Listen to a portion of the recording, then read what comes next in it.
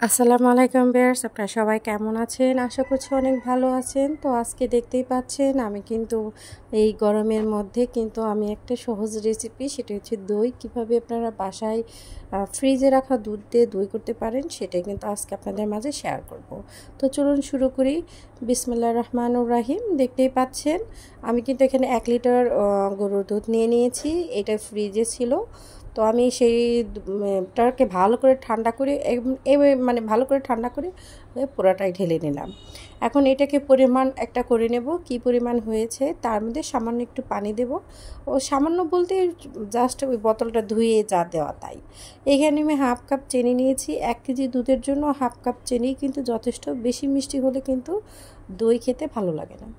তো আসুন আমি নেড়ে চেড়ে দেখিয়ে দিচ্ছি। এই পরিমাণ বলক আসতেছে, সাথে একটু সামান্য লবণ দিয়ে দিচ্ছি। আপনাদের যদি মনে হয় দেবেন না, সেক্ষেত্রে কিন্তু স্কিপ করতে পারেন।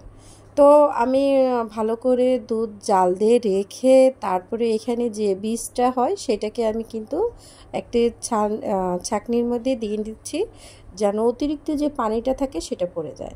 আমি কিন্তু এইখানে দেখতেই পাচ্ছেন আমি মোটামুটি 1 কাপের সামান্য একটু রেখে সবটুকু কিন্তু আমি ছাঁকনিতে দিয়ে দিয়েছি। তো এখানে দেখেন মোটামুটি আপনার প্রায় অর্ধেকের একটু বেশি আছে। আমি কিন্তু এই বাদবাকি সবটুকুই কমিয়ে নিয়েছি। এইখানে আমি ক্যারামেলের জন্য সামান্য একটু চিনি নিয়েছি। আপনার এখানে টেবিল চামচের 2 চামচের মতো হবে। আমি এইটাকে একটু ক্যারামেল করে নেব।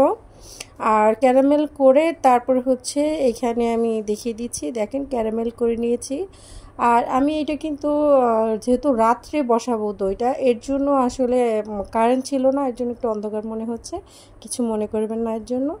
তো দেখেন আমি কিন্তু ক্যারামেলটাকে ভালো করে মিক্সড করে নেব, কারণ ক্যারামেলটা কিন্তু দেওয়ার সাথে সাথে একটু স্টিকি হয়ে যায়। তো এর ভয় পাওয়ার কিছু নাই, চুলায় যখন যায় তখন ওই ক্যারামেলটা অটোমেটিক আবার মিশে যায়। তো দুধটাকে ভালো করে নেড়ে চেড়ে একটু ঠান্ডা করে নেব, নয়তোবা আপনার হচ্ছে গরম দুধ কিন্তু করা যায় না, মানে বীজ দেওয়া যায় না। তো এরকম একটি মাটির হাঁড়ি নিয়েছি, আপনারা যে কোনো পাত্রেই বসাতে পারবেন। মাটির পাত্রে লাগবে এমন কোনো কথা না, সিলভার, স্টিল, কাচ, হ্যাঁ, প্লাস্টিক, সব কিছুর মধ্যেই কিন্তু দই জমানো যায়। তো প্রথমে আমি মাটির পাতিলকে কিন্তু ভালো করে পরিষ্কার করে নিয়েছি। তারপর হচ্ছে আমি এখানে পরিমাণ মতো একটু বীজ দিয়ে পুরো মাটির পাত্রকে একটু মানে মাখিয়ে নিচ্ছি। তো এই অবস্থায় আমি একটু সাইডে রেখে দিয়ে কিন্তু আমি এখন বাদবাকি কাজে চলে যাব। তো দেখতেই পাচ্ছেন এখানে দুধের যে পরিমাণটা অনেক ঠান্ডা হয়েছে, আমি আঙুলটা দেখতেই পাচ্ছেন অনেকটা সময় কিন্তু রেখে দিতে পেরেছি। এই রকম অবস্থা যখন হবে তখন ওই ছাঁকনির সম্পূর্ণ দইটুকু দিয়ে দেবেন, দিয়ে ভালো করে নেড়ে চেড়ে নেবেন। তারপরে আবারও একটু দেখে নেবেন যে যে পরিমাণটা, হ্যাঁ, ওই পরিমাণটা ঠিক আছে কিনা, অর্থাৎ আঙ্গুলটা রাখা যায় কিনা। আঙ্গুলে গরম অনুভূতি হবে কিন্তু ঝলসে যাবে না আঙ্গুলটা। এরকম অবস্থা যখন হবে তখন কিন্তু এখানে একটু হালকা উঁচু করে দুধগুলো ঢেলে দেবেন যে পাত্রে আপনি দই বসাবেন। অর্থাৎ আপনি এখানে যে কোনো পাত্রই নিতে পারেন, আমার কাছে ছিল এর জন্য আমি এটা নিয়েছি, আপনাদের কাছে যেরকম পাত্র থাকে সেটাই নিয়ে নেবেন। তো এখন দেখেন সম্পূর্ণটুকু ঢেলে দিলাম, তাতে কিন্তু এখানে পাতিল ভরে নাই। ওই যে এক কেজি যেহেতু কমই, আমি 3 পার একটু হয়তো কম বেশি হতে পারে, তো 1 কেজি নাই, তো সেই ক্ষেত্রে এর পর্যায়ে এরকম হয়েছে। এখন আমি এইখানে যেহেতু হালকা একটু গরম আছে, সেই ক্ষেত্রে যদি আমি একটা ঢাকনা দেই, আপনার ওইখান থেকে কিন্তু পানি যে এটা উঠবে, পানিটা কিন্তু আবার ঘুরে এই পাতিলায় পড়বে। সেই জন্য আমরা এরকম একটি কাগজ দিয়ে নেব, যেটি আমাদের ঘরে সবার ঘরেই থাকে, যে ওয়েস্ট পেপারগুলি থাকে সেগুলো আপনারা 2 ভাঁজ করে দিয়ে তার উপরে এইটা দিয়ে চাপা দেব। তারপরে এখানে আমি কিন্তু দেখতেই পাচ্ছেন অনেকগুলো খেতা কম্বল, তার উপরে একটা বালিশ দিয়ে চাপা দিয়ে রেখে দিয়েছি আপনার 4 থেকে 5 ঘন্টার জন্য। যেহেতু এখন গরম, বেশি সময় না রাখলেও হয়, 3 ঘন্টা বা 4 ঘন্টার মধ্যেও কিন্তু হয়ে যায়। তারপর আমি 4-5 ঘন্টার জন্য রেখে দিলাম। তো দেখেন আমি কিন্তু রেখে সকালে ফ্রিজে রেখেছি, অর্থাৎ আরও একটু ভালো করে সেট হওয়ার জন্য। আর দইটা কিন্তু ঠান্ডায় ভালো লাগে। আমি যেহেতু দুপুরবেলা দই ভাঙছি, এর জন্য আমি কিন্তু সকালে দই ভাঙি নাই, কারণ ঠান্ডা ঠান্ডা থাকে, এর জন্য দুপুরে ভেঙেছি। দেখেন কি পরিমাণ জমেছে, যে একবারে আপনার মোটামুটি ভালো, মানে একবারে কাত করা হচ্ছে মোটামুটি, কিন্তু একটু নড়ছে না।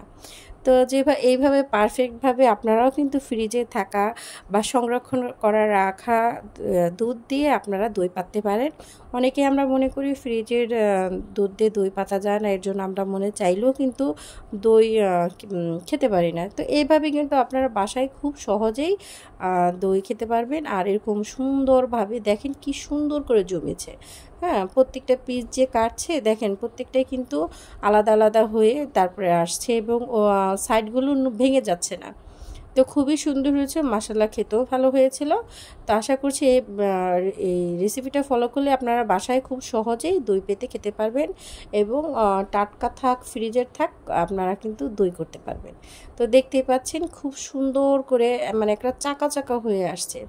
আশা করছি ভিডিওটা ভালো লাগবে। যদি ভালো লেগে থাকে আমার চ্যানেলকে সাবস্ক্রাইব করে পাশে থাকা বেল আইকন ক্লিক করে রেখেন যেন ভিডিওর নতুন নোটিফিকেশন আপনাদের মোবাইলে চলে যায়। আমি কিন্তু সব সময় চেষ্টা করি সহজে কিভাবে করবেন, বাসায় কিভাবে আপনারা মানে রান্নাবান্না বা কোন রেসিপিটা কিভাবে করলে আপনারা কিন্তু খুব সুন্দরভাবেই বাসায় সেই স্বাদটা নিতে পারেন। আমি সবসময় চেষ্টা করি আপনাদের সাথে সেরকমভাবে পরিবেশন করার জন্য। সবাই ভালো থাকবেন। আল্লাহ হাফেজ।